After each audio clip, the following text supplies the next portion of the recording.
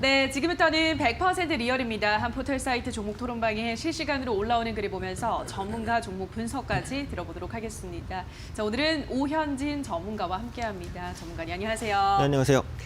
네, 오늘의 5위부터 바로 만나보도록 하겠습니다. 오늘의 5위는 넷마블입니다. 넷마블이 4거래일째 상승하고 있습니다. 오늘도 소폭 올라가고 있는데 자, 이 종목은 우선 고일까요? 스탑일까요, 전문가님? 네, 넷마블에 대해서는 고 의견 드리겠습니다. 알겠습니다. 넷마블 고 외치면서 토론방 지켜보도록 하겠습니다. 넷마블에 대한 의견입니다. 첫 번째 게시글입니다. 18만 원에 물려있는 나는 아무 감흥이 없네. 어차피 지금도 마이너스 28%. 뭐 버티면 오겠지. 21선 터치가 코앞이구나. 13만 2천 원 도달. 오늘일까 내일일까. 18만 원대 평단 오전에 물타기로 16만 원까지 내려왔다. 더도 말고 딱 20만 원만 와주라. 바로 탈출할게 라고 하셨습니다. 넷마블 첫 번째 게시글을 보면 어차피 지금도 마이너스 28%라서 아무 감흥이 없으시다고 슬픈 말씀을 하시는데 이게 넷마블이 참 많이 떨어졌잖아요, 전문가님. 최근 들어서 좀 상승 전환하는 것 같은데 오늘은 카카오뱅크 테마주로 오르는 것 같기도 하고요. 어떻게 봐야 될까, 전문가님? 네, 최근에 하락은 이제 어쩔 수 없었어요. 그러니까 시장도 약세를 네. 보였고 결국은 빅히트 엔터가 상장한 다음에 어떤 흐름을 보여주는지가 지분을 가진 입장에서는 중요했는데 네. 상장 이후에 빅히트 엔터가 너무 많이 떨어졌잖아요. 그러니까 그러다 보니까 넷마블도 어쩔 수 없이 차익 매물이 나올 수밖에 없었습니다. 근데 현재 위치에서는 악재가 거의 다 반영된 것 같아요. 그러니까 빅히트 엔터 같은 경우에도 주가가 하락 추세를 이제 돌리고 조금이나마 반등을 시도하려는 모습 나타나고 그에 따라서 넷마블이나 DPC, 그러니까 지분 관련된 종목군들이 바닥을 찍고 올라갈 수 있다라고 보고 있고요. 넷마블 같은 경우 최근에 보시면 이제 그 신작 게임에 대한 기대라든지 뭐 모바일 음성 인식 관련된 기술을 공개했다라는 이슈라든지, 그러니까 카카오 관련된 지분 모멘텀이라든지, 그러니까 여러 가지들이 복합적으로 부각될 수 있는 구간까지 제가 볼 때는 왔어요. 그래서 현재 위치에서는 하방 경직성이 좀 강해지면서 완만하더라도 반등을 시도하지 않을까라고 생각하고요. 지금 기술적으로 봐도 거의 다 밀릴 만큼 밀렸죠. 네. 200일 이평선까지 밀려서 이제 반등이 나오는 거기 때문에 웬만해서는 11만 원 선을 훼손하지 않을 거라고 봅니다. 다만 이제 물리신 분들이 대부분 굉장히 고가에서 이제 많이 물리셨기 때문에 걱정이 많으실 텐데 차라리 꼭 이 종목으로 빠져나오시겠다면 그냥 추가 매수를 한번 생각해 보시는 것도 제가 볼 땐 괜찮을 것 같아요. 물론 시간은 걸리겠죠. 그래서 내년까지 본다는 가정하에서는 충분히 추가 매수를 한번 해볼 수 있다라고 보고요. 제가 보는 목표가는 일단 14만 5천 원 구간입니다. 그 다음이 매물대가 되는 가격이기 때문에 그 이상까지 갈 수 있을지는 그때 가서 흐름을 봐야 돼요. 현재 위치에서는 14만 원, 15만 원 그 중간 정도까지만 목표가를 잡아볼 수 있기 때문에 좀 빠져나오고자 하시는 분들은 좀 추매를 통해서 시간을 두고 빠져나오셔야 되지 않을까 생각됩니다. 네, 지금 뭐 떨어질 대로 떨어졌기 때문에 11만 원 이탈하지는 않을 것이다. 그 이탈 가능성은 낮다라는 점을 짚어드렸습니다. 그래서 보유하신 분들 지금 뭐 물리신 분들이 많으실 텐데 지금 추가 매수도 가능한 구간으로 보인다라고 하셨고요. 목표가는 우선은 14만 5천 원, 15만 원 이 선까지 잡아드렸습니다. 넷마블 보유하신 분들은 참고를 해보시기 바라고요. 다음 게시글을 또 하나 더 보도록 할게요. 다음 게시글 하나 더 보면 21선 터치가 코앞이구나라고 하셨습니다. 21선 터치 진짜 얼마 안 남았더라고요. 보통 21선에 터치하면 잘 가나요, 전문가님? 아니요. 터치를 하게 되면 일단은 매물이 되는 거거든요. 20일 이평선이라는 것은 네. 최근에 20일 동안 매수했던 사람들의 평균 단가를 의미합니다. 보통 이제 사람들이 물렸다가 본전 가면은 본전에서 일단 터는 경향이 있어요. 그러니까 그런 부분이 저항으로 작용하는 거기 때문에 그래요? 현재 위치에서는 20일 이평선을 코앞인데 한 번에 뚫어낼 수 있을지 그 부분은 조금 더 봐야 돼요. 근데 넷마블이 워낙에 또 무거운 종목이에요. 그래서 네. 제 생각에는 한 번에 뚫어내기보다는 조정받고 다시 갈 가능성이 높다라고 보거든요. 만약에 이것을 이제 저가에서 담았다라고 보신다면 20일 이평선에서 밀릴 때는 오히려 단기적인 매도 타이밍이 될 수도 있어요. 근데 많이 물리셨거나 추매를 통해서 장기로 가실 분들은 20일 이평선에서 저항을 맞고 떨어진다고 하더라도 궁극적으로는 재돌파해서 아까 제가 말씀드린 뭐 14만 5천 원이라든지 그 정도 구간까지는 갈 것 같으니까 시간에 투자하시는 분이라면 이제 길게 보셔야 될 것 같고요. 단기로 만약에 저점에서 잡으신 분이라면 20일 이평선 구간에서는 일단 차익 실현하시고 눌림을 기다리시는 게 맞겠다라고 생각합니다. 네, 21선이 단기적으로는 저항선으로 작용할 수도 있다는 점 짚어드렸습니다. 넷마블 확인하시고요. 다음 종목 바로 보도록 하겠습니다. 오늘의 4위는 JYP 엔터입니다. 오늘 빅히트가 간만에 급등하면서 엔터 3사들도 다 함께 올라가고 있습니다. 자, JYP 엔터는 앞으로도 고일까요? 스탑일까요? 전문가님. 네, JYP 엔터에 대해서도 고 의견 드리겠습니다. 알겠습니다. JYP 고 외치면서 토론방 지켜보도록 하겠습니다. JYP에 대한 의견입니다. 엔터주들 묶음 상승이라서 별로 기쁘지가 않네. 뭔가 꿍꿍이가 있을 것 같은 느낌. 38,900원에 주구장창 버티는 사람도 있습니다. 지금 입성하는 주주들이 부러울 따름 33,000원에 들고 있는데 좀 더 버텨야겠죠? 12월에 4만 원까지 간다던데 사실인가요? 라고 하셨습니다. JYP 첫 번째 게시를 보면 다 같이 올라가는 거라서 뭔가 꿍꿍이가 있을 것 같다라는 의견을 말씀하셨습니다. 뭐 그렇게 봐야 될까요, 전문가님? 아니요, 뭐 이제 꿍꿍이가 있다 이런 건 아니고요. 네. 그냥 엔터주가 최근에 좀 반등하는 추세인 것 같아요. 이건 역시도 빅히트를 빼놓고 말할 수는 없어요. 네. 그러니까 지금 빅히트가 사실상 엔터주를 주도한다 이렇게 봐야 되거든요. 네. 근데 하락 이후에 빅히트의 하락이 좀 잠잠해진다면 그동안 낙폭이 컸었던 엔터주에는 이제 저가 매수가 들어올 때가 됐죠. 그래서 JYP 엔터 역시도 마찬가지고 뭐 SM이 됐든 YG가 됐든 다른 엔터주도 전체적으로 반등을 시도할 것 같습니다. 근데 우리가 이제 흔히 말하는 뭐 엔터 3사 이렇게 표현하는 기업 중에서는 JYP 엔터가 실적 가시성은 제가 볼 때는 제일 좋아요. 아, 그래서 그래요? 기존의 그 그룹인 뭐 트와이스라든지 뭐 해외 공연이나 이런 부분들은 위축이 된 건 맞아요. 근데 앨범이라든지 음원 수익은 최근에 괜찮아요.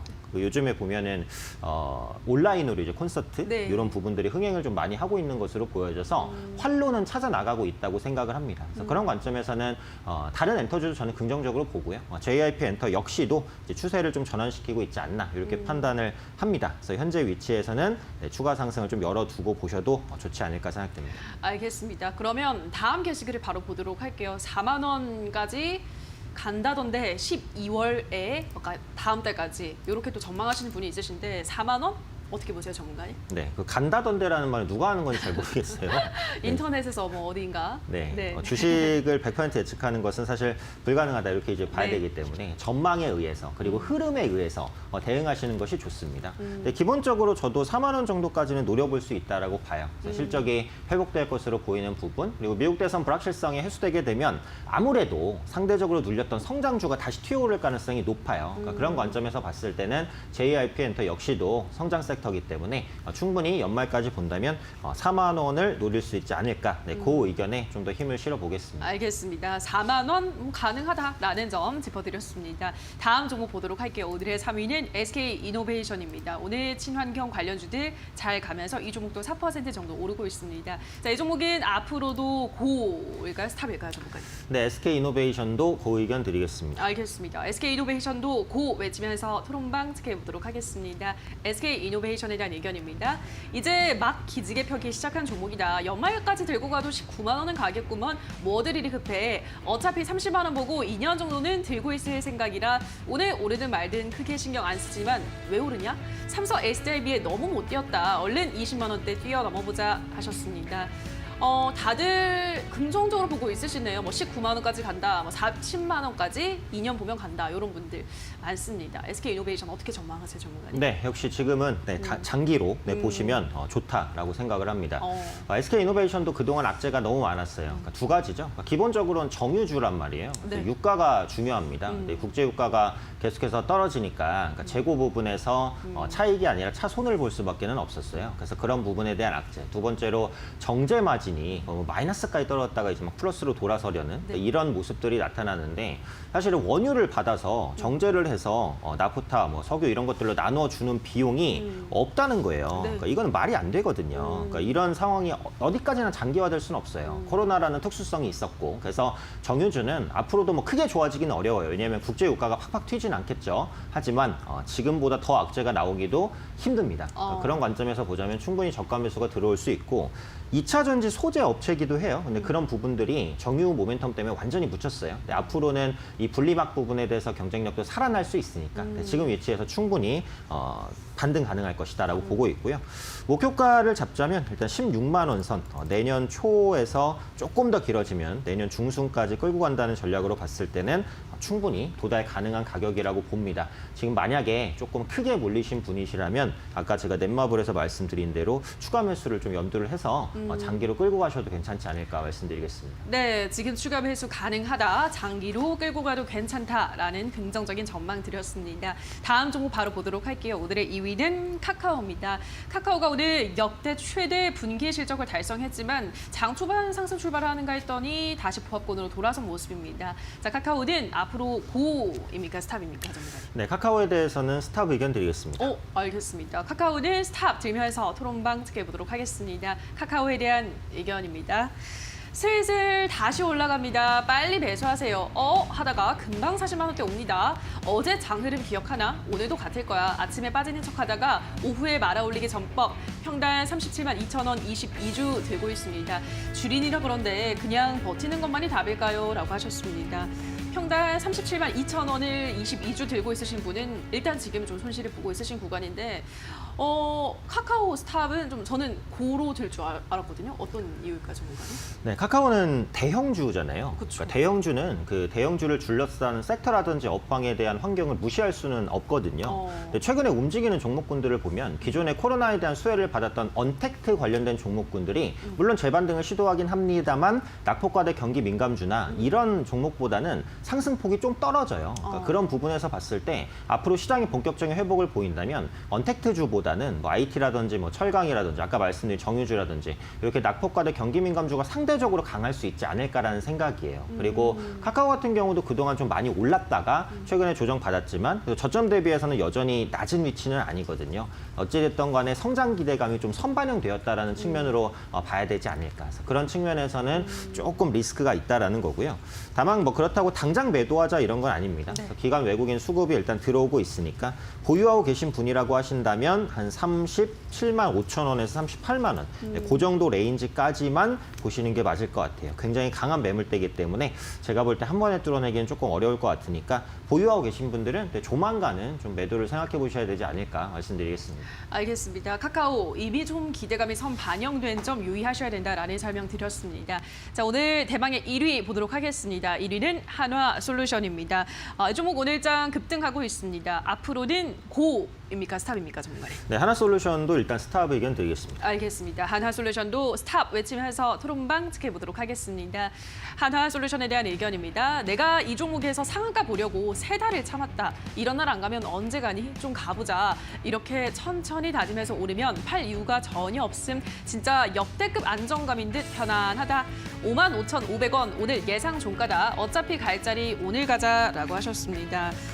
뭐 다양한 의견들이 있습니다. 한화솔루션은 어떻게 전망을 하시는 건가요, 전문가님? 네, 이거는 사실 역설적으로 호재가 너무 많아서 스탑 의견을 드렸어요. 그래요? 그러니까 이게 카카오랑 어떻게 보면 좀 비슷한데 그러니까 그동안 좀 많이 반영됐다고 보고요.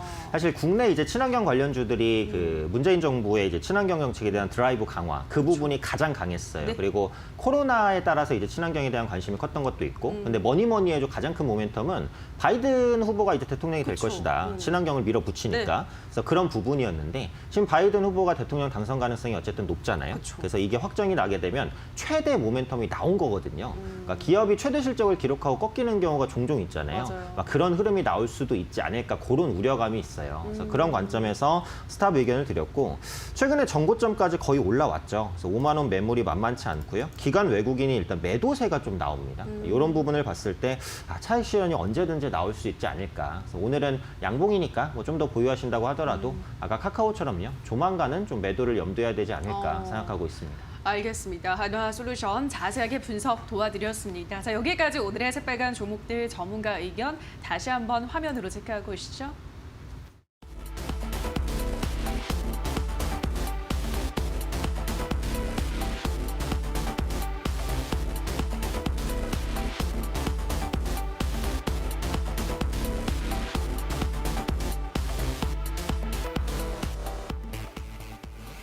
네, 그럼 이제 준비된 관심주 확인해 보도록 하겠습니다. 전문가님, 어떤 종목 가지고 오셨나요? 네, 저는 이제 이 시점에 중국 소비주를 또 봐야 된다 이렇게 생각을 하기 때문에 관련주 내에서 아모레퍼시픽을 가지고 왔습니다. 아메퍼시픽도 코로나에 엄청나게 시달린 종목입니다. 그렇죠. 중국인 관광객이 급감하면서 실적이 당연히 둔화될 수밖에 없었죠. 그런데 주가를 보시면 이제 그 7월달 저점 부근까지 밀렸어요. 웬만하면 더 떨어질 데가 없다라는 관점이고요. 중국 소비주의 투자 심리는 좀 개선될 것으로 보는 게 중국 내에서의 지표가 좀 빠르게 회복되고 있고요. 중국 내수적인 소비도 회복되고 있습니다. 그러니까 요즘에 화장품 업체들이 오프라인 부분에서 경쟁력을 찾기 어려우니까 온라인 판매를 확대하고 있어요. 그러니까 중국에 있는 다수의 온라인몰에서 한국 화장품이 잘 팔리고 있다는 거고 한국 면세점 매출도 바닥을 찍고 올라가고 있어요. 그래서 빠르면 내년 1분기에는 화장품 업체의 실적이 턴어라운드 될 것이다라는 거고요.